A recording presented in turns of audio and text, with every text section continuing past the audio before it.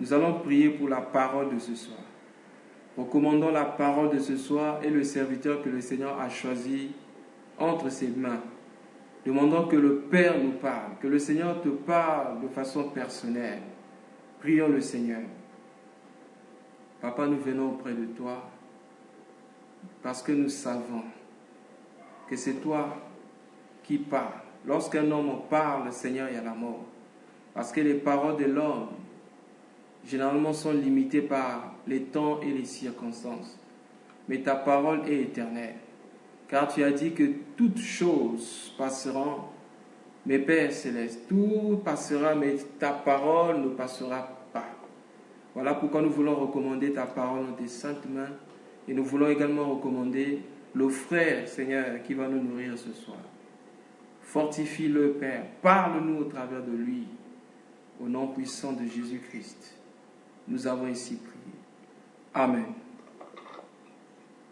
Oui, nous donnons la parole à notre bien-aimé qui va nous exhorter ce soir.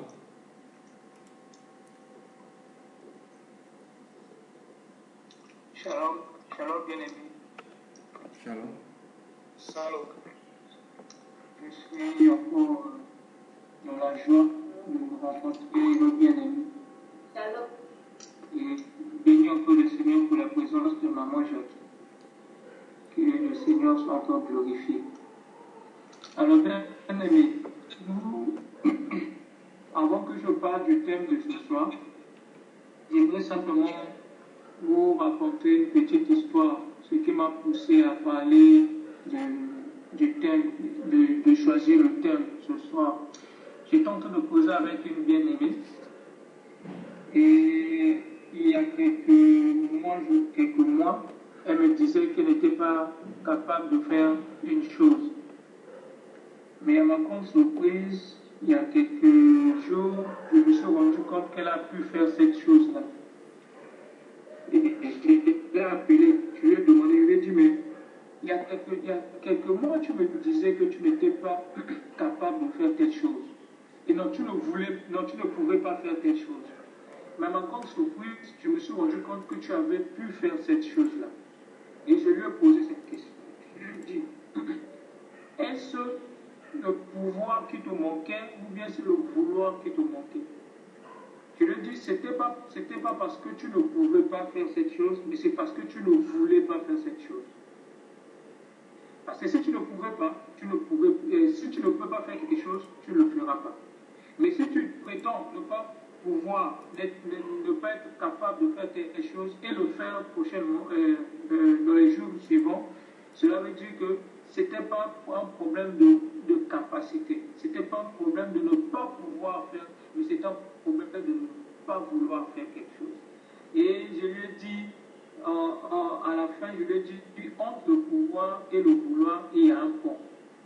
Donc, bien aimé, c'est à partir de là que j'ai compris quelque chose, que le Seigneur est en train de me parler. Et j'aimerais aussi partager cela avec nos bien-aimés ce soir. Donc, notre thème de ce soir, c'est entre le pouvoir et le vouloir. Dieu va nous aider à comprendre le thème entre le pouvoir et le vouloir. Donc, j'aimerais me baser sur ce que je viens de dire, qu'il y a certaines choses pour nous que nous disons qui sont difficiles pour nous de pouvoir faire, de pouvoir accomplir.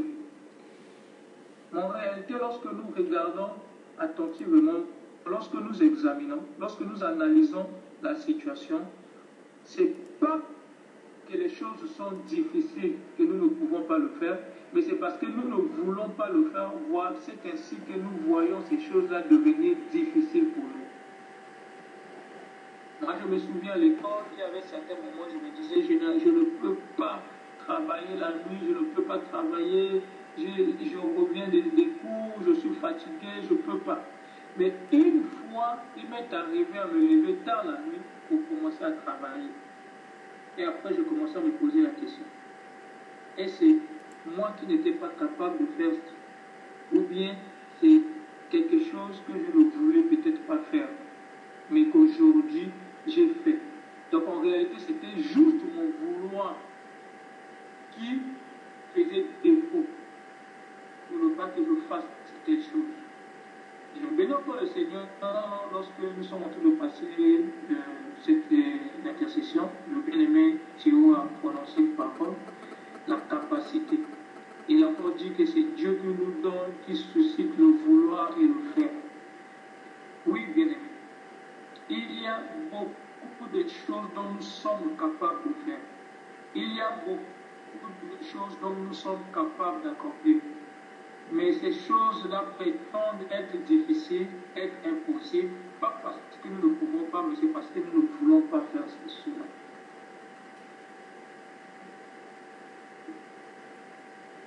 Alors, nous allons lire la Bible dans le livre de Jean 1, chapitre 1, verset 12. Si un bien-aimé qui dit la page, il peut lire Jean chapitre 1, verset 12. Lisons la parole au nom du Seigneur dans Jean chapitre 1, verset 12. Mais à tous ceux qui l'ont reçu, à ceux qui croient en son nom, elle a donné le pouvoir de devenir enfants de Dieu, lesquels sont nés, non du sang, ni de la volonté de la chair, ni de la volonté de l'homme, mais de Dieu. Amen. Jusqu'au verset. Amen. Amen. Jean chapitre 1, verset 12. La Bible dit ceci. Mais à tous ceux qui l'ont reçu, elle a donné le pouvoir de devenir enfants de Dieu et à ceux qui croient en son nom. Mais ici, la parole de Dieu dit ceci. Que la parole de Dieu a donné le pouvoir de devenir, a donné le pouvoir à tous ceux qui l'ont pu le recevoir, qui la recevra, de devenir enfants de Dieu. Alors, vous voyez, uniquement en recevant simplement la parole de Dieu, il y a un pouvoir qui s'associe, c'est-à-dire qui accompagne cette parole-là. Et une fois que tu reçois cette parole, c'est-à-dire que tu sois en conformité avec cette parole, bien aimé, on n'a pas des efforts à faire. Lorsque tu reçois cette parole et que tu l'acceptes, tu veux t'aligner à cette parole.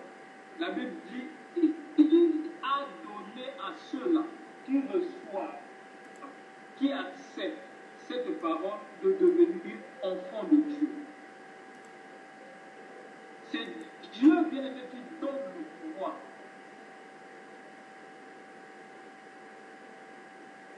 C'est Dieu qui nous donne le pouvoir, c'est-à-dire la capacité de faire ou de devenir.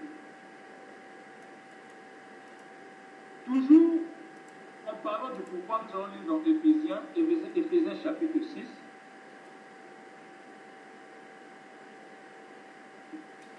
Éphésiens chapitre 6, verset 13.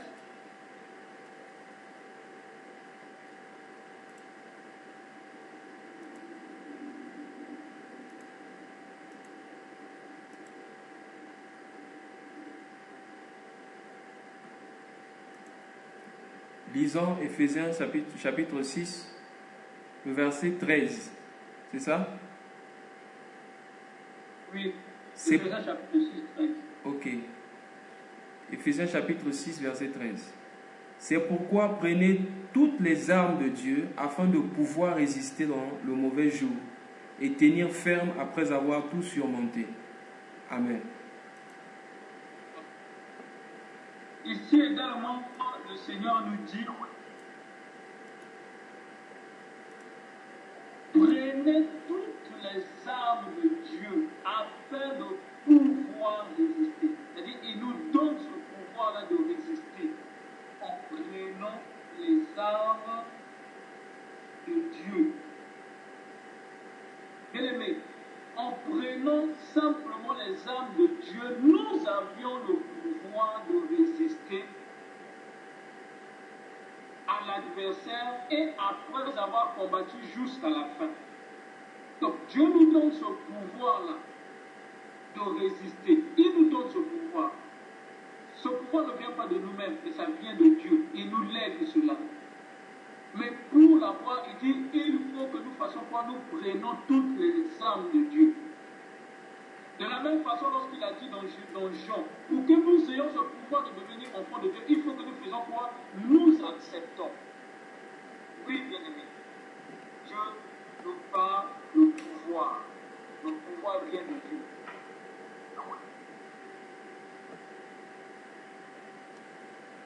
Alors, donc nous comprenons, bien-aimés, que Dieu a préparé beaucoup de choses pour nous. Il a préparé certaines choses. Il sait pour telle situation, pour telle chose, je mettrai ceci. Pour telle chose, je mettrai ceci. Pour telle circonstance, je mettrai ceci. Pour résister à l'adversaire, je mettrai ceci. Pour devenir enfant de Dieu, je mettrai ceci. Bien-aimés, nous ne fournissons pas d'efforts, mais c'est Dieu qui a tout préparé pour nous. Dieu a tout préparé. C'est comme lorsque tu viens, tu rentres dans ta maison, tout a été préparé pour toi. Lorsque tu à une fête, tu remarques qu'il y a plusieurs plats. On essaie de mettre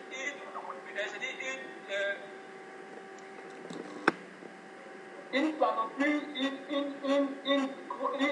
un nombre suffisant de plats afin que chacun de personnes puisse se retrouver. Lorsque nous vivons, nous remarquerons que Dieu qui maîtrise l'avenir, il a déjà préparé quelque chose pour cet avenir-là.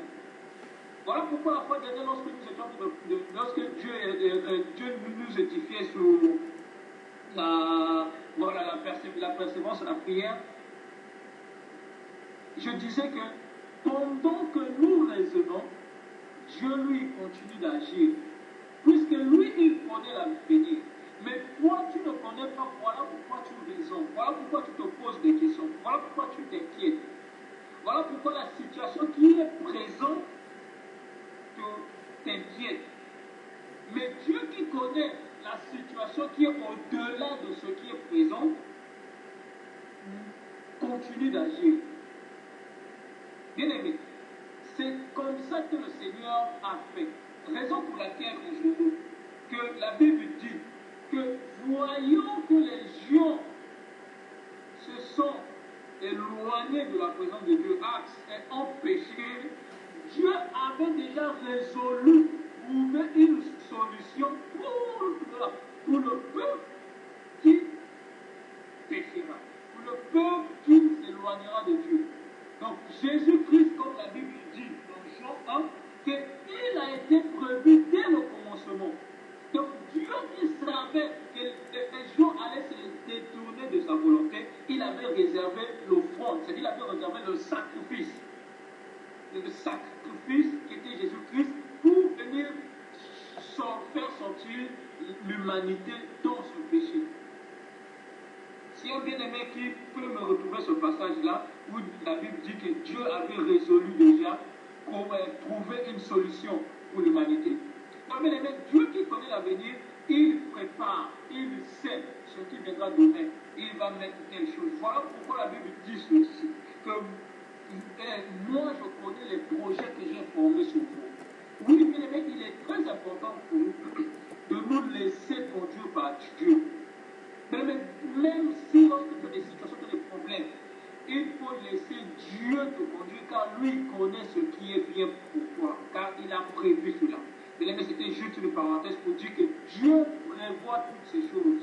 Voilà pourquoi il nous donne le pouvoir, sachant qu'il y aura tel problème, sachant que telle personne, l'humanité a péché, il avait réservé le sacrifice pour changer l'humanité, pour faire sortir l'humanité du péché. De même que le premier Adam a péché, c'est par le second Adam que l'humanité a reçu cette grâce-là de sortir du péché. Alors, nous continuons bien aimé avec le pouvoir toujours. Le pouvoir que le Seigneur a donné à l'humanité. Nous avons lu la Bible dans Matthieu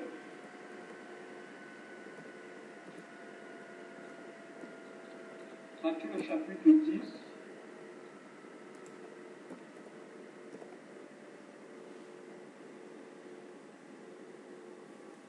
Excusez-moi, je vais retrouver le...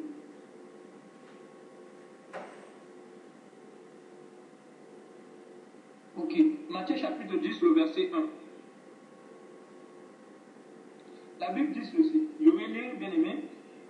Matthieu chapitre 10, le verset 1. Puis Jésus appela ses 12 disciples et leur donna le pouvoir de chasser les esprits impurs et de guérir toute maladie en toute infirmité. Jésus leur donna le pouvoir de chasser les démons, le pouvoir de chasser les esprits impurs et de guérir toute maladie et toute infirmité.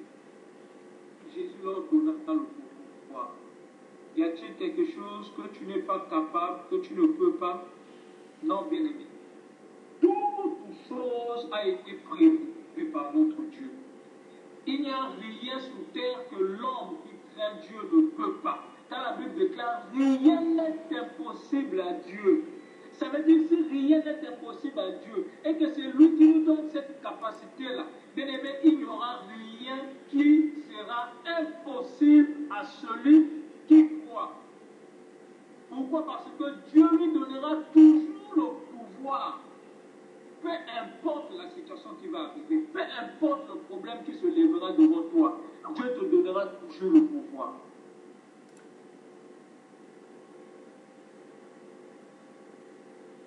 Donc, Dieu nous donnera toujours le pouvoir, bien aimé, devant cette situation. Alors, pourquoi avons-nous le même langage avec les païens ou avec les gens de ce monde? Devant une situation, tu dis ça, je ne peux pas faire. Mais si tu dis que tu ne peux pas faire, c'est parce que tu ne crois pas à un Dieu de l'impossible. Si tu dis que devant cette situation, tu ne peux pas résoudre ce problème, c'est parce que tu n'as pas la foi à un Dieu qui accomplit toutes choses. À un Dieu à qui rien n'est impossible. Mais lorsque tu crois dans ton cœur que Dieu est capable de solutionner ton problème, cela veut dire que rien ne pourra t'inquiéter. Nous avions bien aimé le pouvoir. Je ne sais pas, je ne peux pas lister tous les problèmes, toutes les situations qui peuvent arriver à un homme sur terre, mais ce qui est sûr, bien aimé, la Bible nous dit que nous avions le pouvoir. Nous avons le pouvoir de. Nous avons le pouvoir de. Nous avons le pouvoir de. Bien aimé, que rien ne puisse ne puisse t'impressionner, ne puisse t'influencer. Tu as le pouvoir. Dieu t'a donné le pouvoir. Dieu t'a légué un pouvoir pour résoudre ce problème. Y a-t-il un problème pour lequel tu ne peux pas trouver la solution? Non, bien aimé, certainement que tu ne veux pas trouver la solution. C'est à ces moments-là que nous parlons du vouloir. Bien aimé, Dieu a tout placé devant nous. Mais c'est parce que nous ne voulons pas.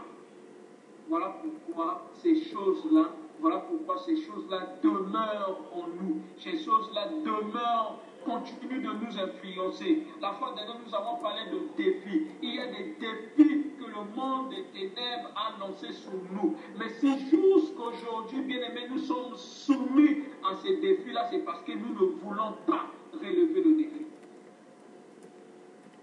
Bien aimé, ce n'est pas que tu ne peux pas relever le défi, c'est parce que tu ne veux pas relever le défi. Lorsque tu es devant cette situation où tu sais que le problème ne peut pas trouver de solution, non, bien aimé, ce n'est pas que le problème ne peut pas trouver de solution, mais que toi ne peux pas trouver la solution à un problème. J'ai causé avec une soeur qui a un problème avec son mari. Son mari l'avait chassé de la maison. Pour une raison que son mari seul le savait. Mais la femme est venue me voir et m'a raconté la raison pour laquelle son mari l'avait chassé de la maison. Et et commençait à me dire, je ne sais pas si vraiment on trouvera cette solution parce que le mari ne me donne pas l'occasion. C'est parce que mon mari a un mauvais cœur, il est trop dur avec moi. Avec son comportement, il ne pourra pas trouver la solution. Je lui ai demandé, je lui ai dit, ce n'est pas que tu ne veux pas trouver la solution, c'est que toi tu ne veux pas trouver la solution. Et elle me dit, mais comment crois-tu que je peux trouver une solution avec un mari qui a un comportement qui est dur? Je lui ai dit simplement, dis le briser. Vas-y, humilie-vous.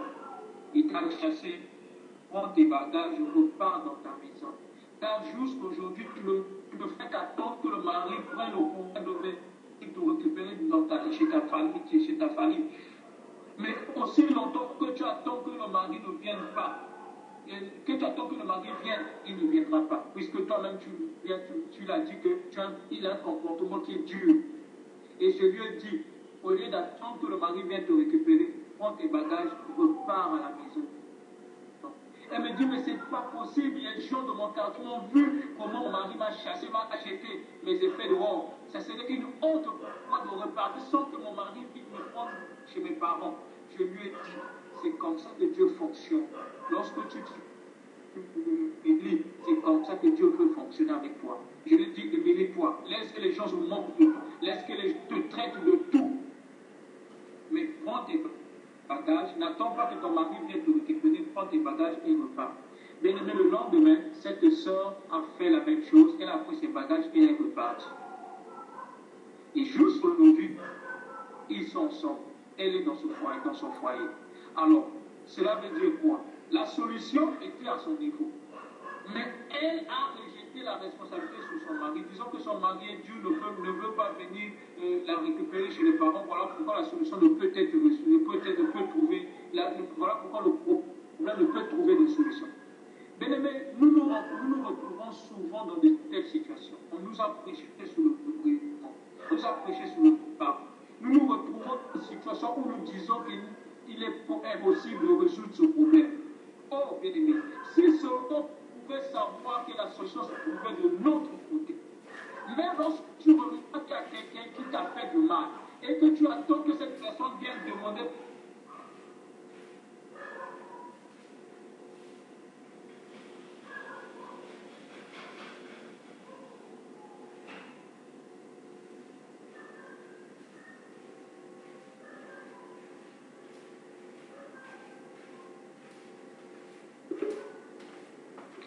Shalom, allô?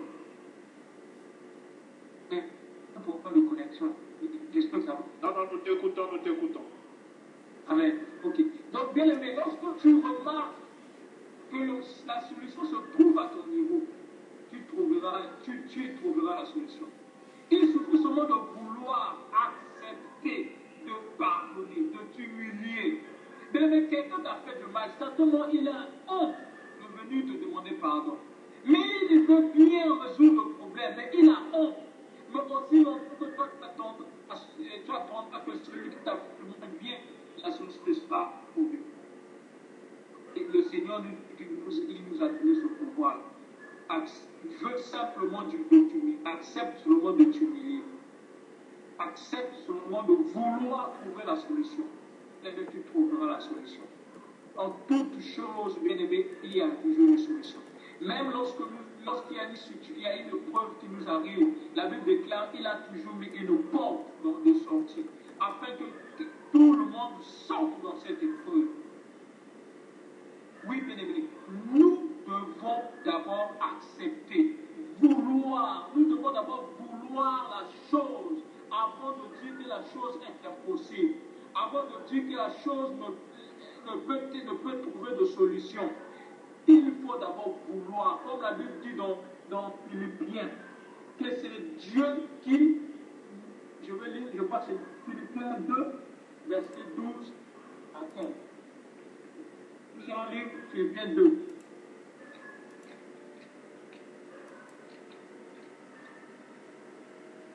C'est un bel aimé qui est là, il peut lire Philippiens 2 à partir du verset 12 jusqu'au verset 15.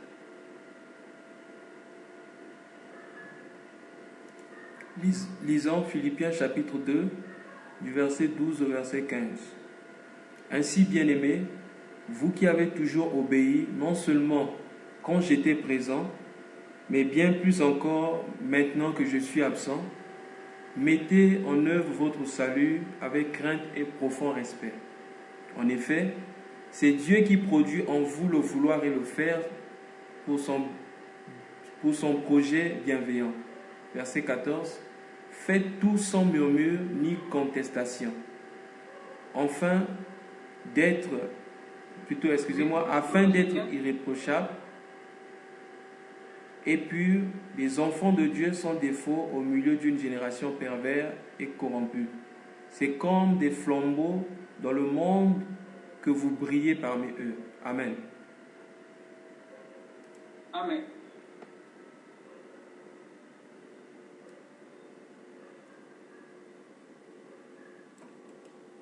Alors, le Seigneur dit, je vais lire seulement au verset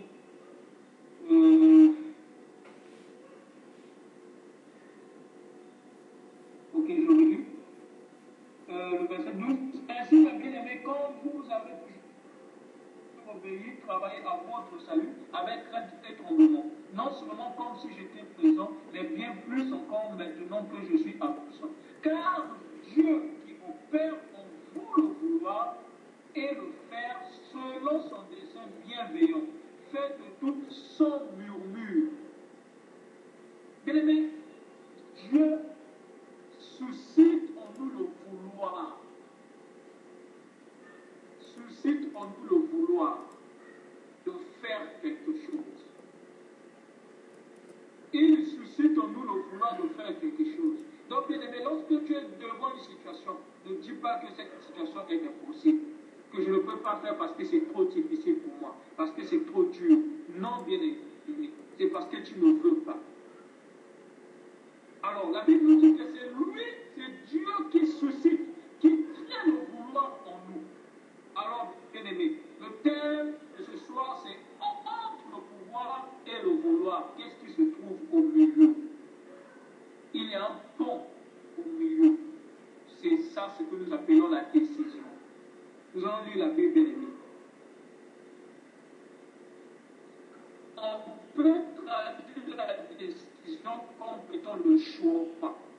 Lorsque tu choisis de faire quelque chose, Dieu vient maintenant susciter le vouloir en toi. Lorsque tu décides,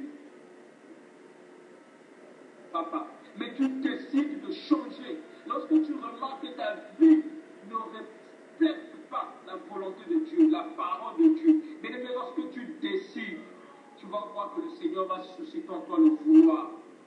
Bien-aimé, nous ne devons plus réfléchir comme les gens du monde qui disent qu'ils ne peuvent pas faire. Pour la petite information, je me souviens, il y a quelques années, il y avait un problème pour lequel il était difficile pour moi de m'en débarrasser, un péché. Mais même à chaque fois que je pensais à ce péché-là, à chaque fois que je me retrouvais dans cette situation, ça me faisait mal, ça rongeait mon cœur tout le temps. Mais un jour, je bénis le Seigneur, j'ai pris cette décision, j'ai dit non, je ne dois pas continuer dans cette nature-là, dans cette vie-là. Je dois changer. Bien aimé, lorsque j'ai pris cette décision, alors le Seigneur aussitôt, il m'a conduit. Il a mis en moi le vouloir d'abandonner, le vouloir. Et bien aimé, ce vouloir-là m'a poussé à abandonner ce qu'il fallait que j'abandonne.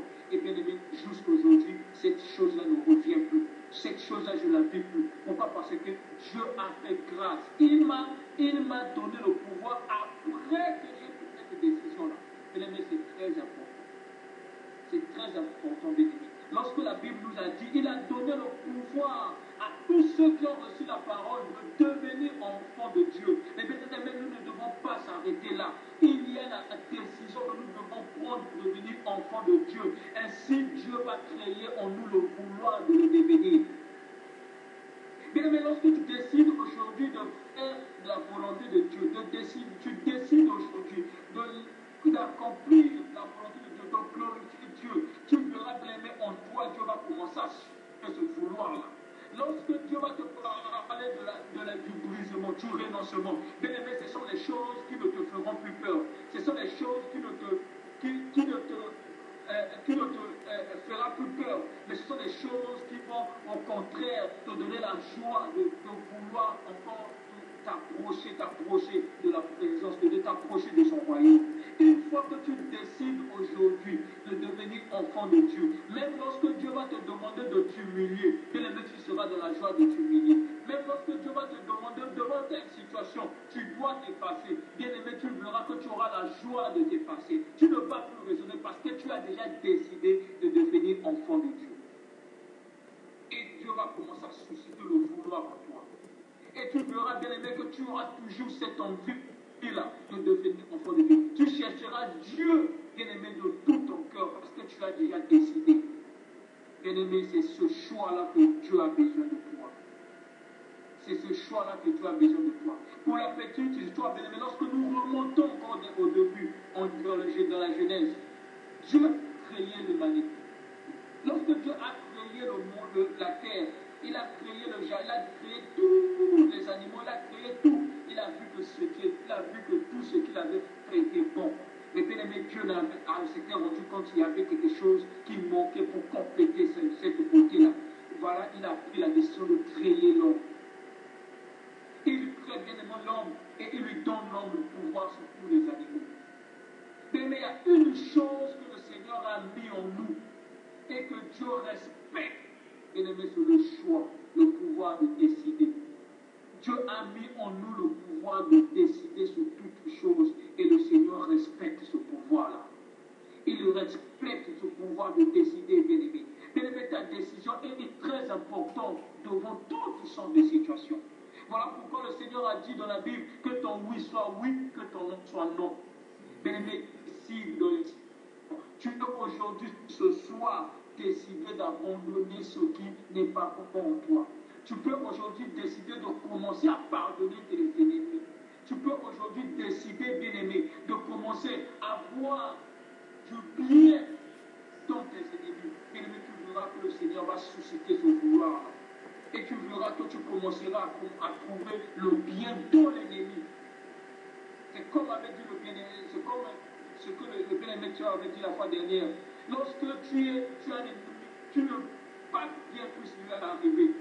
Mais nous ne voulons plus que le meilleur puisse arriver à nos ennemis. Non, bien-aimés. Au contraire, nous devons souhaiter que le bien puisse leur arriver, qu'ils restent en vie jusqu'au jour où le Seigneur va changer leur cœur afin qu'ils donnent leur vie à Christ. Ne soyons pas comme ceux du fort qui envoient le feu sous les ennemis, sous les sorciers de leur famille, pour qu'ils meurent. Non, mais soyons ceux qui acceptent de mourir. Les autres qui ne connaissent pas de vivre fort afin que Dieu leur grâce de connaître la vie, la parole de Dieu, de leur vie à Christ. Oui. Comme notre bien-aimé encore avait su le dire, bien-aimé, tu veux être bien avec tout le monde, il faut toujours chercher le bien qui se trouve dans le cœur. Ne cherche pas à connaître son mal, ne cherche pas à connaître des défauts, ne cherche dans une personne qui te nuit, qui te combat. Cherche à savoir quel est le bien qui se trouve dans son cœur, peu importe la quantité de bien là, mais à son plaisir ce bien, tu verras que tu n'auras pas de problème avec les gens. Tu verras que tu n'auras pas de problème, tu ne seras pas tout le temps à être contre, ou à avoir de la rage, ou avoir de la rancune contre ceux qui te combattent. Parce que tu vois toujours, certainement tu dis, c'est pas lui qui fait ça, c'est son esprit qui l'anime, car en lui il y a un bien que moi je trouve, mais pourquoi il fait cela? C'est pas lui qui fait ça, c'est un esprit qui le conduit. Oui, bien aimé, lorsque nous voulons chercher le bien de la personne, nous saurons le voir comme nous. La Bible dit, nous devons nous considérer comme tous des créatures. Il dit, ne fais pas ce que toi tu ne voudrais pas qu'on te fasse à ton bien-aimé. Oui, bien aimé, cela c'est la décision que tu dois prendre. Cette décision-là de pouvoir changer les choses.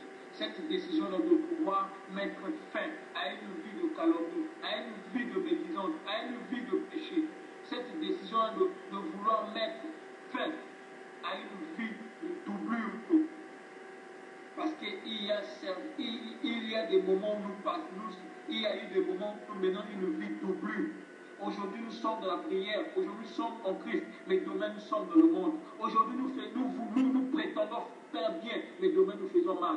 Mais bien aimé, lorsque tu prends la décision de mettre fin à ces choses-là, tu verras que Dieu va mettre en toi le vouloir. Tu le feras. Même lorsque tu es combattu, tu continueras, tu persévéreras. C'est ça ce que le Seigneur peut mettre. La puissance, le pouvoir devient très important. Dieu a donné à Adam et Ève le pouvoir de décider. Dieu a créé Adam et Ève et il a mis des limites. Il leur a dit, vous ne mangerez pas le fruit de cet arbre, de peur que vous mourrez. Mais bien aimé, Dieu savait que ce n'était pas bon pour Adam et Ève. Mais bien aimé, Dieu ne les a pas influencés. Dieu ne les a pas obligés. Dieu a attendu jusqu'à ce qu'ils décident de ce que Dieu avait demandé. Oui, bien aimé, Dieu a mis tout. Il a mis beaucoup de choses sur notre voie. Dieu a tout préparé. Bien aimé, lorsque tu veux changer ta vie, il y a cette possibilité-là, car Dieu a réservé pour toi. Lorsque tu veux mener une vie meilleure, il y a cette possibilité, car Dieu a réservé pour toi. C'est à toi de décider. Rien n'est impossible, bien aimé, c'est à toi seulement de décider. Mais bien aimé, lorsque Adam et Ève ont décidé autrement, ils ont décidé de vouloir quelque chose au-delà de ce que le Seigneur leur avait donné. Bien aimé, ils se sont retrouvés devant la mort. Oui, bien aimé, à ce moment-là, j'ouvre la parenthèse pour parler de contentement. Lorsque nous ne nous contentons pas de la volonté de Dieu, lorsque nous ne nous contentons pas de la parole que nous avons écoutée de Dieu, bien aimé, nous allons chercher à écouter la parole de ce monde, comme avait dit notre bien-aimé Paul avant-hier. Que lorsque nous avons nos oreilles touchées à la parole de Dieu, obligatoirement nos oreilles seront ouvertes à la parole du monde. Bien aimé, tu vas vouloir faire ce que le monde décide. Bien aimé, lorsque tu veux faire quelque chose au-delà de la volonté de Dieu, ça te mène vers la mort. Dieu t'a donné le pouvoir de choisir, de décider. Mais bien aimé frère, faisons attention. Il dit, voici que je mets devant toi la vie et la mort, mais choisis. Bien aimé, il attend de toi de choisir. Il ne viendra jamais influencer ton choix. Il ne viendra jamais imposer ton choix, mais il respectera ton choix. Il respectera ton choix. Voilà pourquoi c'est très important, bien aimé, que nous sachions que notre choix, notre décision est très importante devant Dieu. C'est de ça que nous pouvons glorifier Dieu. C'est comme ça que nous pouvons rendre Dieu glorieux. Car Dieu va comprendre que nous avons choisi ce que lui a demandé, ce que lui nous a proposé. Oui, bien aimé, c'est très important.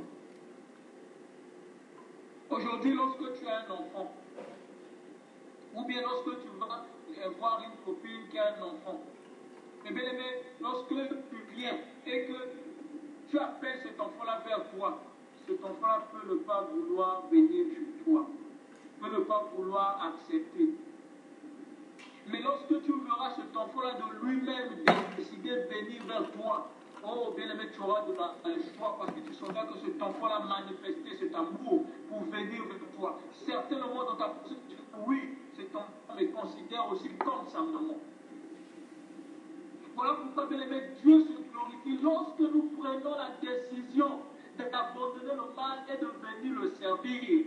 Lorsque un âme se repent et vient à Christ, bien aimé, c'est une grande fête. Parce que Dieu a vu comment quelqu'un a décidé de lui-même à servir Dieu. Comment quelqu'un a décidé de lui-même d'accepter Dieu. Bien aimé, Dieu respecte notre décision. Entre le pouvoir et le vouloir se trouve la décision, bien-aimé. Ce que tu décideras, c'est ce que Dieu va approuver. Alors, bien-aimé, nous allons lire dans Matthieu 18, verset 18. Pour que nous comprenions que Dieu respecte notre décision. Matthieu 18, verset 18. Si un bien-aimé qui est déjà à la page. Lisons Matthieu chapitre 18, verset 18. Matthieu 18, oui. 18, hein? Oui, Ok. Je vous le dis en vérité, tout ce que vous lierez sur la terre aura été lié au ciel. Et tout ce que vous délierez sur la terre aura été délié au ciel. Amen. Amen. Autrement dit, tout ce que vous déciderez sera décidé dans les cieux. Tout ce que vous déciderez sera accepté, sera approuvé dans les cieux. Qu'est-ce que le Seigneur a dit à Abraham? Si vous mangez ce fruit, vous mourrez. Abraham a décidé de manger ce fruit. Dieu a approuvé. Il a approuvé et il a permis que la mort rentre. Bien aimé, Dieu, lorsqu'il dit, et lorsque tu choisis ce que tu veux faire, selon ce que Dieu a dit, derrière il y a toujours une récompense. Bien aimé, si aujourd'hui tu choisis de faire de péché, bien aimé, Dieu va valider cela. Tu vas te considérer comme un homme de pécheur et la finalité, c'est ce qu'il a dit. C'est ce qu'il a promis aux pécheurs. Si aujourd'hui tu choisis la vie, bien aimé, Dieu dans le ciel aussi va valider que tu as choisi la vie. Et bien aimé, la récompense à la vie te sera donnée. Tout ce que nous choisirons dans les cieux sera confirmé. Tout ce que nous choisirons ici sera confirmé dans les cieux. Voilà pourquoi, bien aimé, c'est très important de décider par rapport à la parole de Dieu. Il y a aujourd'hui des gens qui ont décidé par rapport à ce que les hommes, par rapport à ce que le monde a demandé, par rapport à ce que le monde a déclaré. Nous l'avons dit dernièrement que nous devons écouter le Seigneur. Aussi longtemps que nous écoutons le Seigneur. Oh bien-aimé, comme la Bible dit, l'épouse est appelée à être au pied de son époux. Bien-aimé, aujourd'hui l'Église est appelée à être au pied de son époux, de Christ, afin de recevoir de Christ toute instruction. Oh bien-aimé, c'est grâce à l'instruction de Dieu que nous sommes capables de décider sur des bonnes choses, que nous sommes capables de décider sur notre meilleur avenir. Bien-aimé, lorsque Dieu te dit pardonne ton ennemi, certainement en décidant de pardonner ton ennemi, tu vas résoudre un problème dans l'avenir. Lorsque nous acceptons, nous décidons de faire quelque chose selon ce que le Seigneur a établi, donc le pouvoir que Dieu a mis à notre disposition. Lorsqu'après avoir reconnu, après avoir constaté, après s'être rendu compte que Dieu a réservé certaines choses, a déjà placé certaines choses pour nous, a parlé pour nous. Et lorsque tu décides de faire selon ce que Dieu a mis, tu verras Dieu suscite le vouloir, l'accomplissement béni. Donc il y a le pouvoir, la décision et le pouvoir. La décision dépend de ce que le Seigneur a dit. Si tu veux aimer ce vouloir-là que le Seigneur suscite en toi, il faut que tu décides. Mais tu ne décides pas par rapport au langage. Tu ne décides pas par rapport à ce que le monde a déclaré, ce que le monde a déterminé, ce que le monde veut, mais décide par rapport à ce que le Seigneur a déclaré, ce que le Seigneur veut. Voilà pourquoi chaque soir nous devons prier, nous devons dire Seigneur, fais de moi ce que tu voudras. Que tu sois encore dans la même position. Il te dit, mon fils, voici, pour être enfant de Dieu, tu reçois la parole de Dieu. Et lorsque tu décides de recevoir la parole de Dieu, de laisser que la parole de Dieu te transforme, c'est un bloc qui va te donner de vouloir. Et tu verras en toi cette puissance-là, cette envie-là, de continuer toujours à faire la volonté de Dieu. Parce que tu as décidé. On sa parole en disant que lorsque tu reconnais, lorsque et parce que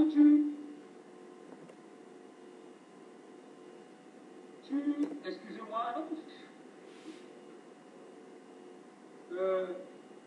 voilà, lorsque tu te confesses, lorsque tu confesses confesses que Jésus-Christ est Seigneur.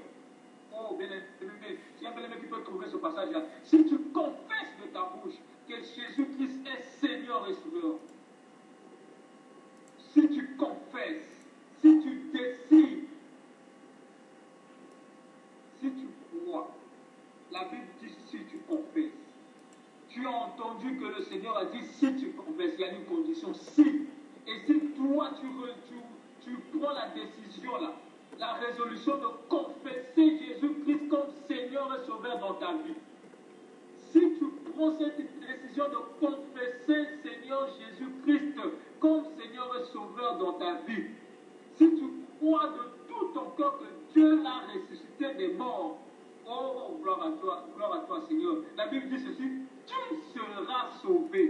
Donc si tu prends la décision, si tu écoutes cette parole à ce soir, que le Seigneur dit dans Romains 19, que si tu confesses de ta bouche le Seigneur Jésus-Christ, et si tu crois dans ton cœur, bien aimé, lorsque tu lis, tu vois, oh, mais c'est ça ce que je dois faire. Et bien aimé, tu prends la décision de confesser dans ta vie, dans toutes les situations, que Jésus-Christ est Seigneur. Si tu crois dans ton cœur que Dieu l'a ressuscité d'entre les morts, c'est que toi aussi Dieu peut te ressusciter. Que toi aussi Dieu peut changer ta situation. Si tu prends cette décision-là, tu pourras susciter le vouloir et tu seras sauvé. Donc le fait pour toi de décider sur la parole de Dieu, de décider en conformité avec la parole de Dieu, Dieu suscite le vouloir. Alors bien aimés, nous allons lire deux passages pour finir. Nous allons lire la Bible dans Ruth, chapitre 1, verset 18. Ruth, chapitre 1, verset 18.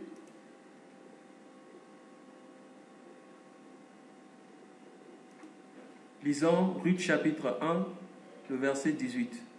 Ruth. Yes. Ruth chapitre 1, le verset 18. Naomi, la voyant décidée à aller avec elle, cessa ses instances. Amen. Amen. Je crois que le frère Gauthier nous a parlé de cette histoire de Naomi et de Ruth. Elle avait pris la décision, bien aimée, elle aussi elle avait pris la décision de suivre Naomi. Lorsque nous venons dans le Nouveau Testament, nous avions vu des apôtres, lorsque le Seigneur a dit, viens avec moi, suis-moi. Bien aimé, il n'a pas résisté. Il a décidé de suivre Christ. La Bible dit, celui qui met la main à la charrue, qui regarde encore en arrière, n'est pas digne de moi. Lorsque, bien-aimé, Dieu te dit quelque chose, tu raisonnes, tu ne veux pas décider, et tu raisonnes, tu n'es pas digne de Dieu.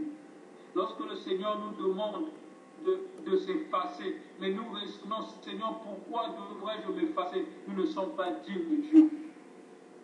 Voilà pourquoi que notre oui soit oui, que notre non soit non. Alors nous allons lire la Bible dans 2 Chroniques. 2 Chroniques à partir du chapitre 2 Chroniques chapitre 30. 2 Chroniques chapitre 30 jusqu'au verset 1 jusqu'au verset 12. Et nous allons sauter au fur et à mesure pour gagner du temps. 2 Chroniques chapitre 30 à partir du verset 1 jusqu'au verset 12. Je vais lire la Bible rapidement. Ézéchias envoya des messagers dans tout Israël et Juda. Il avait en effet, bon, bien aimé, si un bien aimé qui est à la page, je peux lire, comme ça je vais choisir juste des passages où je vais souligner. 2 Chroniques chapitre 30, du verset 1 au verset 12. Lisons 2 Chroniques chapitre 30, du verset 1 au verset 12. Ézéchias envoya des messagers dans tout Israël et Juda. Et il écrivit aussi des lettres à Éphraïm et à Manassé, pour qu'ils viennent à la maison de l'Éternel à Jérusalem célébrer la Pâque en l'honneur de l'Éternel, le Dieu d'Israël. Le roi, ses chefs et toute l'assemblée avaient tenu conseil à Jérusalem. afin que la Pâque fût célébrée au second mois. Car on ne pouvait la faire en son temps parce que les sacrificateurs ne s'étaient pas sanctifiés en assez grand nombre et que le peuple n'était pas rassemblé à Jérusalem. Verset 4. La chose ayant eu l'approbation du roi et de toute l'assemblée, ils décidèrent de faire une publication dans tout Israël, depuis Beersheba jusqu'à Dan, pour que l'on vînt à Jérusalem célébrer la Pâque en l'honneur de l'Éternel, le Dieu d'Israël, car il n'était plus célébré par la multitude, comme il est écrit. Verset 6. Les coureurs allèrent avec les lettres du roi et de ses chefs dans tout Israël et Juda. Et, d'après l'ordre du roi, ils dirent: Enfants d'Israël, revenez à l'Éternel, le Dieu d'Abraham, d'Isaac et d'Israël, afin qu'il revienne à vous. Restez échappés de la main des rois d'Assyrie. Verset 7. Ne soyez pas comme vos pères, comme vos frères, qui ont péché contre l'Éternel, le Dieu de leur père, et qu'il a livré à la désolation, comme vous le voyez. Verset 8. Ne réduisez pas votre cou comme vos pères. Donnez la main à l'Éternel, venez à son sanctuaire qu'il a sanctifié pour toujours, et servez l'Éternel votre Dieu, pour que sa colère ardente se détourne de vous. Si vous revenez à l'Éternel, vos frères et vos fils trouveront miséricorde auprès d'eux, ceux qui les ont menés captifs, et ils reviendront dans ce pays. Car l'Éternel votre Dieu est compatissant et miséricordieux, et il ne détournera pas sa face de vous si vous revenez à lui. Les coureurs allèrent ainsi de ville en ville dans le pays d'Éphraïm et de Manassé, et jusqu'à Zabulon, mais on se riait et l'on se moquait d'eux. Verset 11. Cependant quelques hommes d'Azer et de Manassé et de Zébulon s'humilièrent et vinrent à Jérusalem. Verset 12. Dans Juda aussi, la main de Dieu se déploya pour leur donner un même cœur et leur faire exécuter l'ordre du roi et des chefs selon la parole de l'Éternel. Amen. Amen. Alors, bien aimé, je vais juste prendre quelques lignes que je vais souligner. Dans le verset 9, la Bible dit ceci: Si vous revenez à l'Éternel, vos frères et vos fils trouveront de la compassion auprès de ceux qui les ont emmenés captifs, et ils reviendront dans ce pays, car l'Éternel votre Dieu fait grâce, il est compatissant et ne détourne pas face de vous si vous revenez à lui. Ici, nous parlerons peut-être du pouvoir, la possibilité, la capacité. Il dit que nous, si vous revenez, c'est-à-dire il donne la possibilité à condition que vous reveniez. Il donne la possibilité, il donne la solution à condition que vous reveniez. C'est-à-dire Dieu donne la possibilité, la capacité, le pouvoir de changer, le pouvoir de trouver la solution. Alors nous sautons. Nous allons au verset 10. Au verset 11. La Bible dit ceci: Cependant, quelques hommes d'Asser, de Manassé et de Zabulon s'humilièrent et vinrent à Jérusalem. Ça, c'est la décision qu'ils prenaient. Ils prirent la décision de revenir à Jérusalem afin de célébrer cette Pâque. Et écoute, ça c'est la décision. Et écoutez maintenant au verset 12. En Juda aussi, la main de Dieu agit pour leur donner un même cœur et leur faire exécuter l'ordre du roi et des ministres selon la parole de l'Éternel. Ça, c'est le vouloir. Dieu a suscité le vouloir, Dieu a créé, a donné un même cœur et leur faire exécuter l'ordre du roi et des ministres. Donc, bien aimé, il y a le pouvoir, c'est-à-dire la capacité que Dieu a donnée. C'est à nous seulement de décider de recevoir cela. Il y a la vie que le Seigneur a mis. C'est à nous de choisir, d'accepter de choisir la vie afin que nous vivions. Donc, lorsque nous disons à nous-mêmes. Et nous pourrons toujours, parce que Dieu a mis toutes les capacités. Il a tout réservé pour nous. Et il nous suffit seulement de décider afin que nous voulons, afin que nous ayons ce vouloir-là de faire les choses. Mais nous allons encore sauter dans un dernier passage, dans Jérémie chapitre 42. Jérémie chapitre 42, c'est aussi une longue lecture.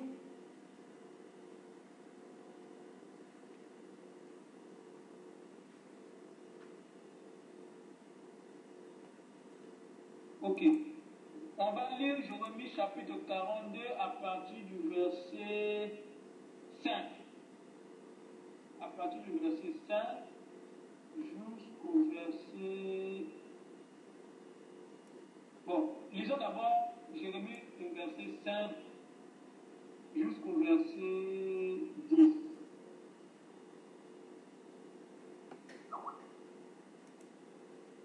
Jérémie chapitre 42.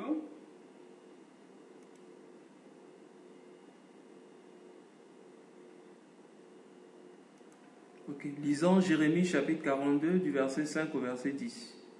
Et ils dirent à Jérémie que l'Éternel soit contre nous, que l'Éternel soit contre nous un témoin véritable et fidèle.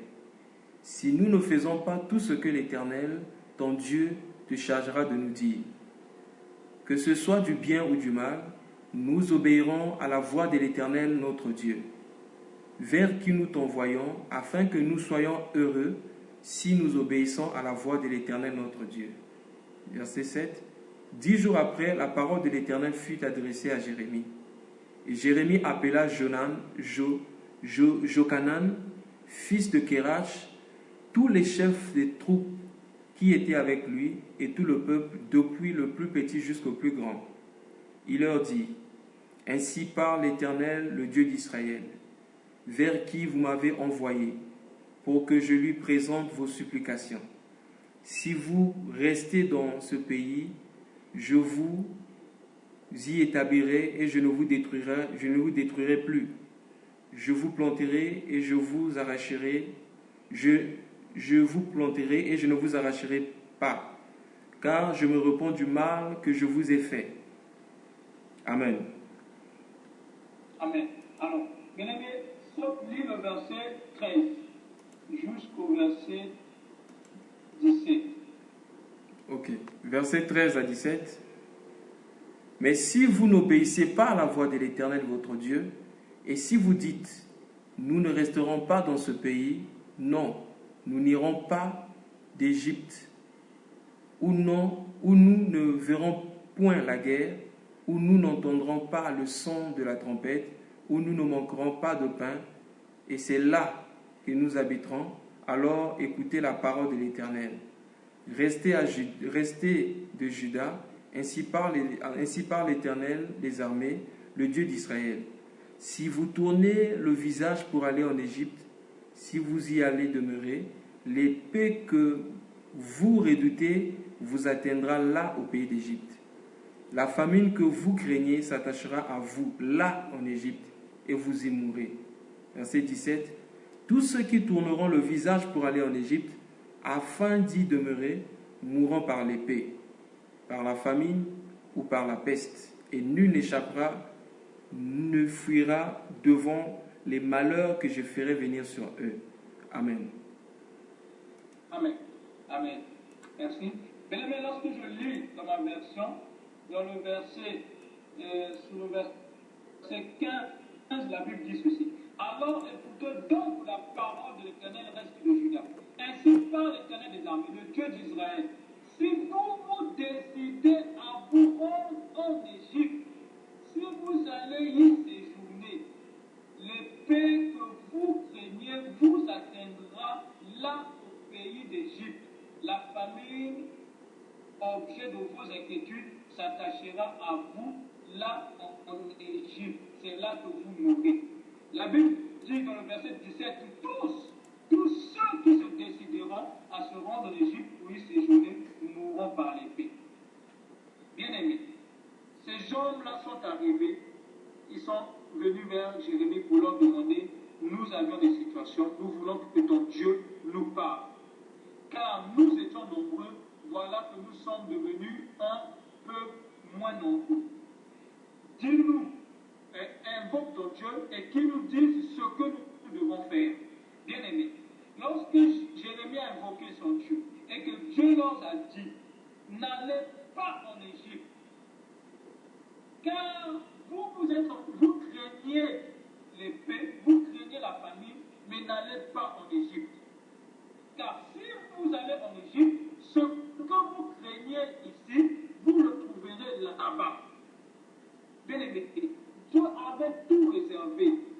Lui qui connaît toujours l'avenir pour nous, lui qui a toujours les bons projets pour nous, il savait que le peuple, en partant d'Égypte, trouverait la guerre là-bas, trouverait la peste, trouverait la famine. Il leur a prédit, il leur a dit, si vous restez, Dieu a mis le pouvoir. Si vous restez, voici, je vous protégerai. Vous n'aurez plus la famine. Mais bien aimé, au milieu là, le pouvoir que Dieu a mis, ce peuple-là aussi a décidé. Mais bien aimé, la décision que les peuples avaient prise n'était pas pour leur bien. Et Dieu n'avait pas suscité le vouloir. Mais lorsque le peuple a décidé autrement, le malheur leur est arrivé. Bien aimé, si nous voulons que le Seigneur nous soutienne à marcher dans la vérité, à marcher dans le renoncement, à marcher dans le brisement, nous devons décider cela. Nous devons décider de mener une vie d'effacement. Nous devons décider une vie d'humilité. Et à ce moment-là, Dieu va nous donner le vouloir de le faire. Même lorsque cela nous fait mal, même lorsque ça nous fait mal, ça nous ronge dans nos cœurs, nous aurons toujours envie de le faire. Même lorsque les ennemis se multiplient, deviennent encore nombreux, nous aurons toujours envie de se fasser, de pardonner, de s'humilier, parce que nous avions décidé. Oui, le diable est malin, bien-aimé. Certainement, lorsque tu as décidé de servir Dieu, il commence à détruire, il commence à compliquer encore ta vie, il commence à combattre afin que tu puisses changer cette décision-là. Mais bien aimé, ta décision est très importante devant Dieu. Cette décision que tu as prise, Dieu viendra pour te soutenir, te donner cette force d'accomplir cette décision-là. C'est ce vouloir-là que le Seigneur va susciter en toi. Décide seulement, bien aimé, le reste, Dieu va s'occuper de ça. Dieu va s'en charger de ça. Si tu décides aujourd'hui de donner ta vie en Christ, ne t'inquiète pas des combats à venir. Ne t'inquiète pas de la famine à venir. Ne t'inquiète pas des tribulations à venir. Mais laisse Dieu te soutenir dans l'avenir. Car lui, l'avenir l'appartient. Car lui, il sait ce qu'il va faire à côté de toi. Mais c'est la décision. Ne crains pas. N'aie pas peur de décider de servir Dieu. N'aie pas peur de décider de mourir avec Dieu. Si tu acceptes seulement, bien-aimé, ton choix est très important. Et Dieu du haut des cieux, il va approuver ton choix. Comme il a dit dans Matthieu 18, ce que tu décideras sur terre sera aussi pris en compte dans les cieux. Que le Seigneur nous bénisse. Amen. Amen. Merci beaucoup, bien-aimé frère, pour ce message. Que le Seigneur te bénisse encore et qu'il te comble encore abondamment. Sans plus tarder, bien-aimé, nous allons baisser nos têtes dans la prière pour dire merci à notre Père de nous avoir encore parlé ce soir. Disons-lui merci, prions au nom de Jésus-Christ. Père, nous te disons merci. Merci parce qu'il t'a plu de nous parler encore ce soir. Lorsque nous avons ce désir ardent de plaire à Dieu, il nous donnera le pouvoir, c'est-à-dire le vouloir et le pouvoir. Nous allons prier que dans toute notre vie, qu'on cherche à plaire à Dieu, qu'on cherche à lui plaire. Prions le Seigneur bien-aimé. Oui, bien-aimé dans le Seigneur, nous avons encore prié. Lorsque Marie a demandé à l'ange, comment cela se fera-t-il? L'ange a dit, l'Esprit te couvrira de son ombre. Et l'ange va encore ajouter que rien n'est impossible à Dieu. Bien-aimé, nous allons prier le Seigneur pour élever le Dieu de toute possibilité, pour lui dire que rien n'est impossible à lui et qu'à chaque fois que nous serons dans les situations compliquées pour nous, que nous nous rappelons toujours de cela et que nous adorons celui qui est au-dessus de tout problème.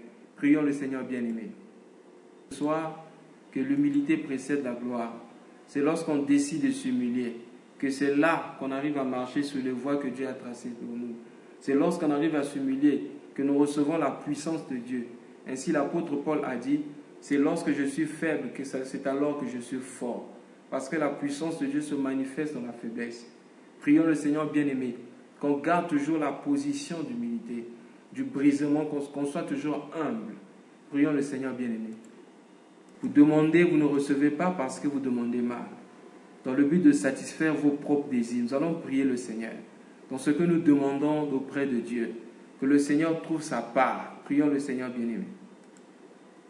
Par rapport au message qui a été prêché, s'il y a un bien-aimé qui a un ajout, donc la parole est donnée à tout le monde.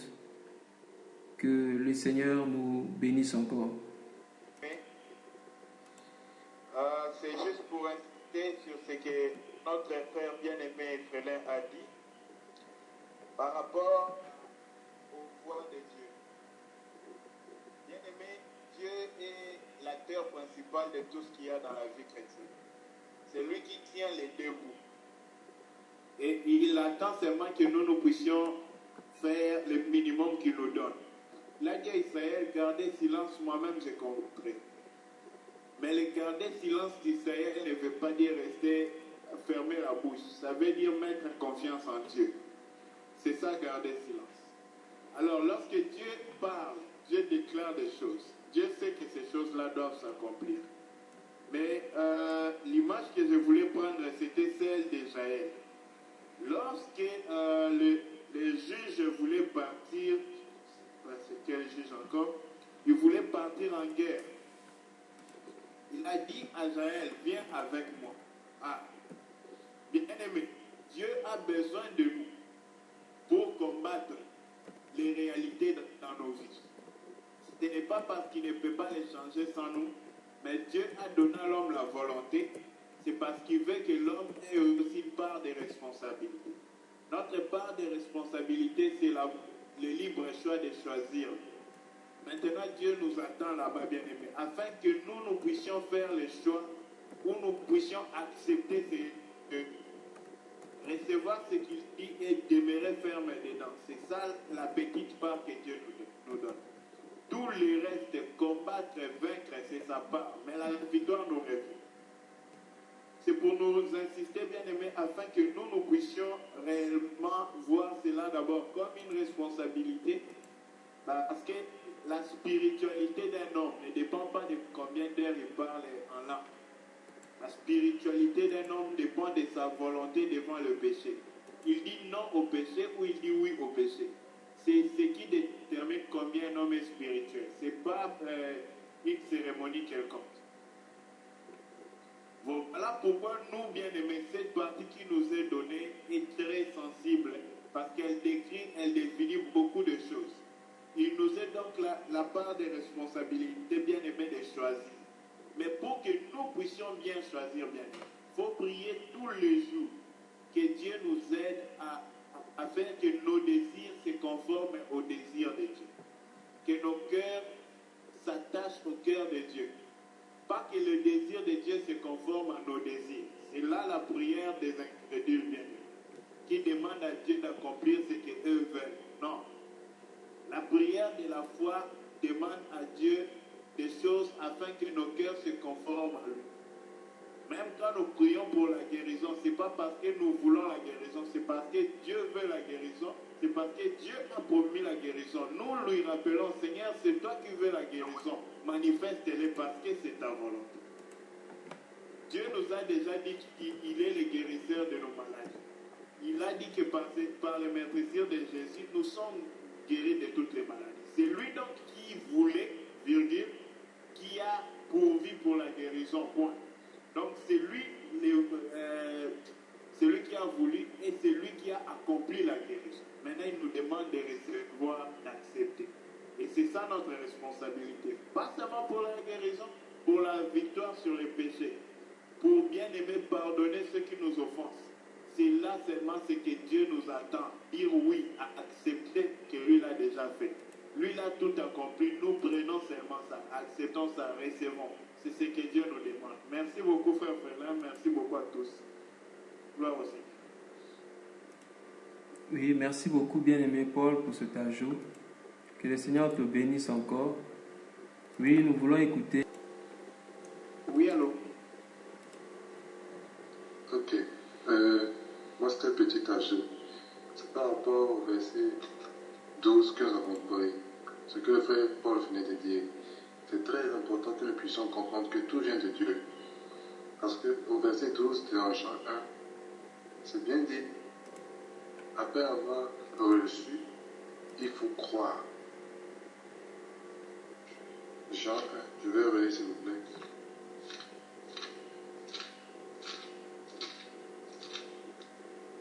Mais à tous ceux qui l'ont reçu, virgule, il ne suffit pas seulement de recevoir, mais il suffit, et il ne suffit pas seulement de recevoir, mais la chose la plus importante maintenant, c'est à ceux qui croient en son nom. C'est là maintenant, Dieu maintenant va pouvoir agir. Comme le frère Paul bien-aimé vient insister sur ces choses-là. C'est très important parce que j'ai décidé que cela veut dire que c'est à ma force, à moi, que je vais faire. Mais c'est Dieu lui-même. Est-ce que nous croyons? Notre signature, c'est tout. Notre déposition, c'est seulement de croire. C'est comme s'il y a déjà l'agreement. Mais est-ce que toi, tu prends part à ce qu'on a écrit sur l'agreement? Si tu prends part et tu signes ce que il y a un accord. Il ne suffit pas seulement de recevoir, mais la chose la plus importante, c'est de croire en son nom. Parce que plusieurs ont reçu, mais combien croient en son nom? Il y a plusieurs qui disent, non, moi j'ai reçu Dieu. Je l'ai reçu vraiment. Mais est-ce qu'ils croient en son nom? Merci bien, c'est tout ce que je veux ajouter. Merci beaucoup, frère Gauthier. Moi j'ai une question. Il y a quelque chose qui m'intriguait.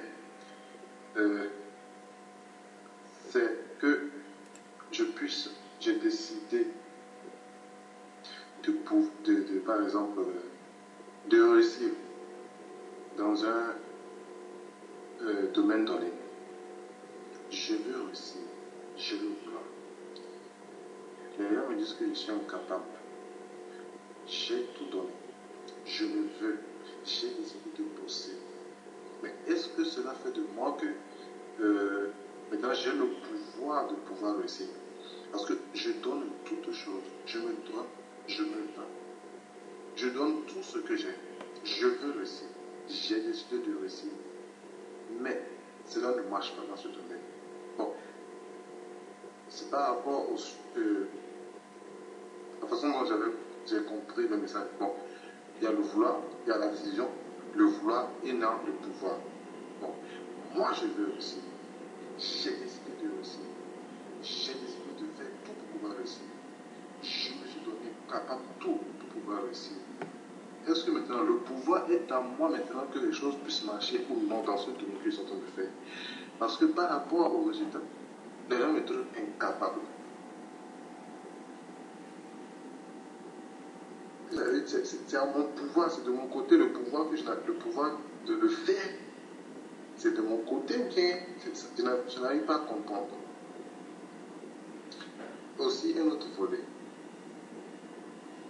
J'ai pris la décision de quelque chose dans ma vie que je ne veux pas. Un péché dans lequel je ne veux pas. J'ai pris la décision. J'ai décidé de ne pas le faire. Je veux ne plus le faire.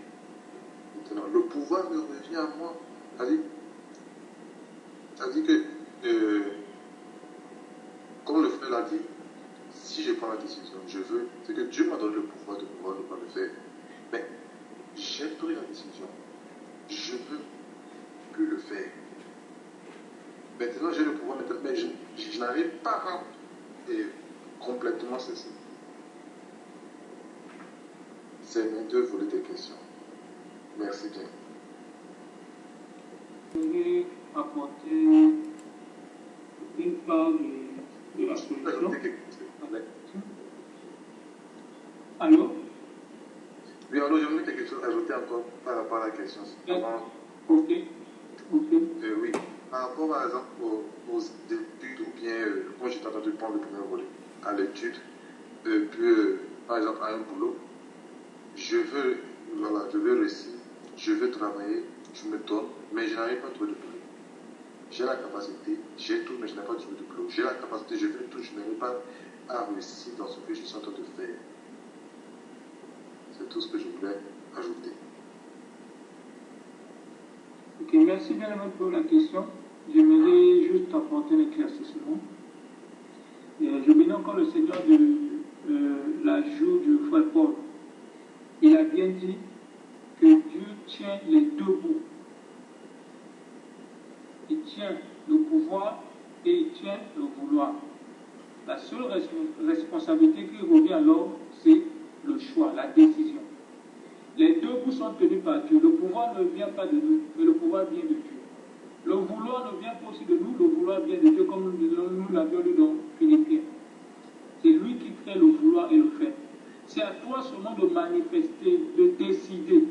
Aujourd'hui, nous avons aussi dit vers la fin que la décision doit être conforme à la parole de Dieu. Alors, lorsque nous disons que Dieu a tout établi, ce n'est que dans sa parole que nous retrouvons tout ce qui a été établi. La capacité là. C'est-à-dire, comment faire pour réussir? Cette capacité existe. Dieu a déjà réservé. Pour réussir, il faut faire ceci. C'est à nous maintenant cette part de responsabilité de vouloir choisir la proposition que Dieu a faite. Que Dieu, pour ta situation, quelle est la proposition de Dieu? Qu'est-ce que Dieu a dit? Voilà pourquoi c'est très important, bien aimé, que nous comprenons que notre choix, notre décision doit être conforme à la parole de Dieu. Lorsque nous voyons l'histoire de Joseph, Joseph n'avait pas choisi de ne pas sortir avec la femme de Potiphar parce qu'il avait peur de son maître, mais parce qu'il craignait Dieu. Il savait que devant l'Éternel, cela n'est pas bon. Il a choisi, il a pris des décisions conformément à la parole de Dieu. Donc c'est un peu ça ce que je voulais ajouter, que le pouvoir ne vient pas de nous, le vouloir non plus, mais le pouvoir et le vouloir vient de Dieu, qui a tout établi. Comme a dit le frère Thierry, que Dieu avait déjà immolé l'agneau avant que le péché rentre dans le monde. Donc Dieu avait déjà le pouvoir, c'est-à-dire la possibilité, la capacité de sortir de l'humanité dans le péché. Et il a aussi le vouloir, c'est-à-dire c'est lui qui te conduit vers. Il suffit seulement de choisir, il suffit d'accepter que Dieu puisse te conduire. Dieu va maintenant te conduire jusqu'à l'accomplissement, car lui, il sait, il a la maîtrise du passé, tout comme l'avenir, car la Bible déclare, il est éternel. C'est-à-dire, c'est comme un cycle. Il n'y a pas un commencement, il n'y a pas une fin. Il est tout est lui. Donc, c'est un peu ça ce que j'allais ajouter. Le pouvoir vient de Dieu, le vouloir aussi vient de Dieu. Pour ta situation, qu'est-ce que la parole de Dieu dit? Et sois juste conforme à la parole de Dieu et tu verras tout ce que le Seigneur a réservé d'un bout à l'autre, comment ces choses-là vont s'accomplir. Donc nous sommes au milieu. La part de l'homme se trouve au milieu. Il n'y a pas une part, il n'y a pas le pouvoir qui vient de l'homme, le pouvoir qui vient de l'homme, mais l'homme a juste la possibilité de décider. Si tu décides ceci, voilà ce qui arrivera. Donc c'est un peu ce que j'ai ajouté. Parce qu'il y a bien aimé, il y a encore quelque chose. Merci. Gloire au Seigneur, frère Gauthier, pour ta question. C'est une question qui nous édifie beaucoup. La Bible nous enseigne que Dieu fait toutes choses bonnes en son temps. Dieu, dans sa sagesse infinie, lui qui voit les choses mieux que nous, lui qui comprend les choses 10 000 fois mieux que nous, il fait toutes choses bonnes en son temps. Et autre chose, j'aimerais aussi te donner ma part de témoignage. J'ai fait des années en Polytechnique à Kinshasa, au pays. J'ai évolué. Depuis le début de mes études, je n'avais jamais échoué dans ma vie. Mais plus j'ai évolué à un niveau un peu plus avancé, je suis arrivé à une année où j'ai 40% comme ça. Quelque chose que je ne pouvais jamais imaginer dans ma vie. Bien aimé, j'étais déboussolé cette année-là. Même ma foi était un peu agitée parce que c'était un événement le plus étonnant de ma vie. Alors, je me suis demandé à Dieu, je te sers. J'ai vraiment tout laissé et je te suis. J'ai sacrifié mon temps pour aller te servir. J'ai rappelé à Dieu tout. Parce que j'étais abattu avec la petite foi que j'avais. J'étais vraiment agité. Et j'ai prié à Dieu, je lui ai dit, je sais que tu fais toutes choses pour une raison. Mais en ce moment ici, là, je ne comprends pas pourquoi tout ça là. J'ai étudié, j'ai donné mon nécessaire, j'ai tout fait. Mais pourquoi? Et bien aimé, dans la persévérance de toutes ces prières-là, et avec le temps, j'ai compris une chose. Dieu fait toutes choses bonnes en son temps. Et Dieu fait toutes choses bien. Mon frère, je te dirai une chose. Quand tu es en Christ, ton échec n'est pas un échec, c'est une victoire. Même là où tu te sens le plus affaibli, le plus renversé, je te dis, à tes yeux, mais tes yeux sont une illusion, mes yeux sont une illusion. Aux yeux de Dieu, le Dieu véritable, mon frère. Fais attention, il fait toutes choses bonnes.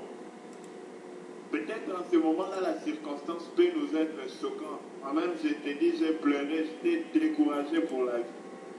Mais, mon frère, Dieu faisait toutes choses bonnes. Et je me suis rendu compte que si ce n'était pas le cas, bien aimé, il y a beaucoup de choses que je n'aurais pas pu faire parce que par ça, Dieu est en train de frayer son chemin pour ma vie. J'ai passé des temps où je me demandais, Seigneur, j'ai beaucoup étudié. Les notions que j'ai en tête, si je pouvais même les exploiter, je peux écrire un livre. Mais il n'y avait pas de travail. Mais aujourd'hui, j'ai un travail. Et quand un frère vient parler du travail, je regarde, je dis, ah Seigneur, je sais de quoi il parle, parce que je suis passé par là. Mon frère, Dieu fait toutes choses bonnes en son temps. Il y a des moments, moi-même, quand je priais à Bangalore, je regardais l'Inde, je regardais tout, je me demandais si je vais travailler. Mais le moment où mon vol est arrivé et tout jusqu'à ce que je travaille, je n'ai pas même su, mon frère. Lorsque la compagnie a payé les billets pour moi pour venir ici, j'étais à Delhi, je n'étais pas avec alors. Je reviens de Delhi, on me dit qu'on a payé les billets. Mon frère, Dieu agit. Mais Dieu sait pourquoi il permet cela. Il ne permet pas ça pour ton mal, il permet ça pour ton plus grand bien. Et il sait pourquoi il est en train de briser encore ta volonté. Il te parle pour une œuvre grande sûrement qu'il va faire par toi. Mais maintenant là, mon frère, même moi, à ta place, je n'avais pas vu les choses positives. Je me demandais s'il voyait ou il faisait ça. Mais il voyait. Et le jour où j'ai vu pourquoi il m'a fait passer toutes ces choses, je lui ai dit que tu es intelligent, tu es sage. Et aide-moi seulement à toujours comprendre que là où tu m'amènes, c'est là où il y a mon bonheur. Parce que je l'ai expérimenté déjà. Mon frère, Dieu fera beaucoup plus que ce que tu attends. Il va te surprendre dans tes voies. Garde ta fidélité, ne baisse point de moi. Et ne te condamne point qu'il y a quelque chose que tu fais mal. Crois seulement en lui, confesse sa parole, crois, confesse ta parole. Ne te condamne de rien, ne te minimise pas non plus. Tu n'es pas moins, tu n'es pas plus. Tu es ce que Dieu veut. Persévère, persévère, Dieu va te surprendre. Et tu diras aussi cela à beaucoup d'autres frères. Que Dieu te bénisse, c'est pour le péché. Dieu sait pourquoi il permet qu'un enfant de Dieu mette du temps dans le péché avant de voir sa délivrance. Bien aimé, plus tu souffres dans le péché, plus dans ces mêmes péchés-là, bien aimé, tu apprends des leçons et tu détestes. Parce qu'à chaque fois que tu pêches, quand tu surmontes ces péchés-là, tu tires une leçon pourquoi tu as surmonté, pourquoi l'autre fois tu étais. Et Dieu permet que nous puissions faillir à plusieurs reprises. Pourquoi? Bien aimé, pour que dans notre faillite-là, que nous puissions, lors de la victoire, ne pas dire que nous avons vaincu. Parce que la multitude de nos échecs nous accuse que nous sommes voués à l'échec. Mais quand la victoire vient au moment où nous semblons à baisser les bras et abandonner, cela nous indique que la victoire là n'est pas de nous, c'est de Dieu. Et c'est pourquoi quelqu'un qui surmonte les péchés, bien aimé, sans avoir réellement résisté, combattu, persévéré, résisté, combattu, persévéré, tombé, résisté, celui-là, bien aimé, facilement au devant, il brandit son nom. Il dit que lui, il a vaincu. Il dit que lui, il a fini avec ça. Il dit que lui, c'est lui, c'est lui, c'est lui. Mais plus tu faillis, quand Dieu te donne la victoire, tu ne vas jamais te glorifier d'ici. Voilà, c'est là où on repère quelqu'un à qui Dieu a donné la victoire et quelqu'un qui a vaincu lui-même. Celui qui a vaincu par Dieu, il ne va plus tomber parce qu'il demeurera humble. Et dans son humilité, Dieu va lui donner la grâce. Jean 4,4 nous dit que Dieu donne la grâce aux humbles. Merci beaucoup.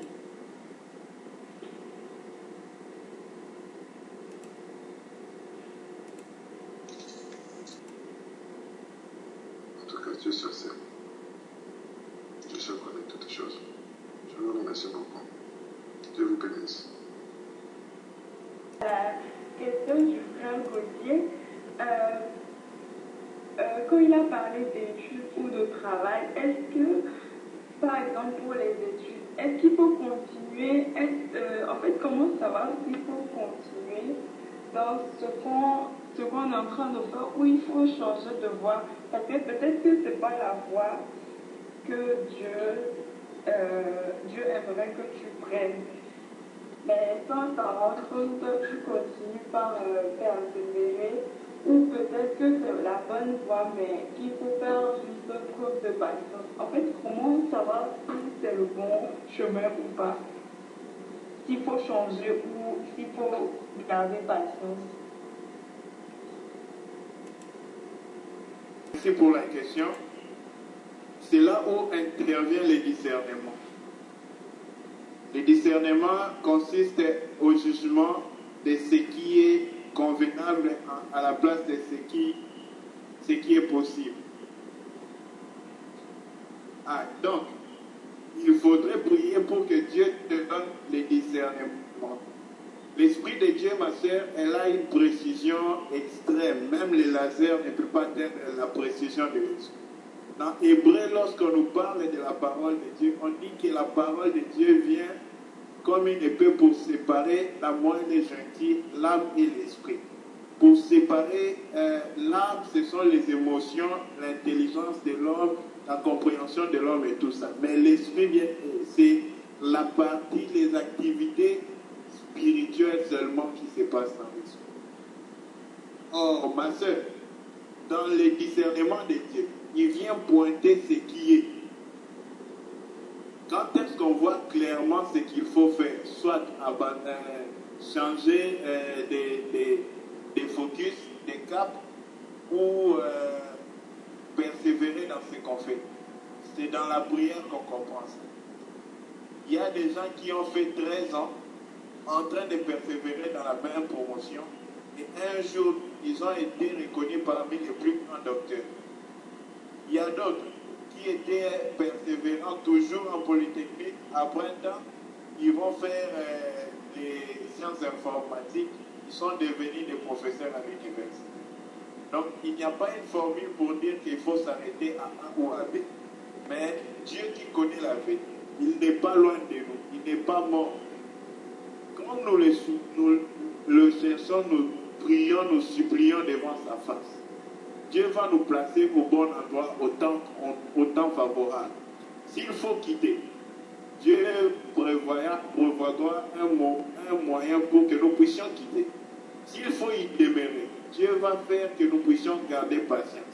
Voilà pourquoi la manière dont la procédure pour chercher la réponse, la solution à nos problèmes, ce n'est pas avec nos approches, c'est-à-dire quelle est la bonne procédure ici que je vais faire. Non, va auprès de Dieu, dis-lui Dieu, quelle est la procédure que toi tu veux dans ma vie. C'est là maintenant Dieu va pas seulement te dire je veux à moi, je préfère dire à Dieu ne me montre pas, mais donne-moi la force de faire ce que je dois faire. Et beaucoup de gens prient, Dieu montre-moi, montre-moi. Quand Dieu va te montrer, tu es sûr que tu vas faire ce qui est convenu. C'est beaucoup mieux de demander à Dieu de nous donner la grâce de faire sa volonté. Cela est suffisant. Mais demander à Dieu de nous montrer, de nous indiquer, c'est bien, et pas tous les cas. Dieu va te montrer après pour faire ce qu'il te montre là, tu commences à te battre contre lui. C'est très dangereux. Donc il faut prier et s'appuyer sur Dieu, lui dire que je suis là. Je ne comprends pas ce que je vois, mais je ne marche pas selon ce que je vois, je crois en toi. Père, agis et conduis-moi. Si je ne suis pas dans le bon chemin, mets-moi dans le bon coin. Et il faut l'honnêteté. Si déjà tu associes à cela tes propres sentiments, facilement tu vas te tromper. Parce que des fois on croit que les sentiments de nos cœurs, c'est la voix de Dieu. C'est pourquoi il faut faire attention pour dire Dieu m'a dit.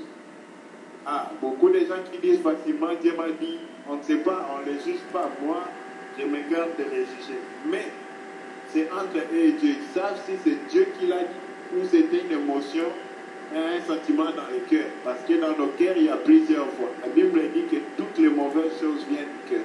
Et c'est là-bas aussi que Dieu nous parle. Faites très attention. Donc le discernement pour séparer, c'est en cherchant dans la face de Dieu, il va venir, il va pointer à la bonne direction, autant qu'on veut. Merci.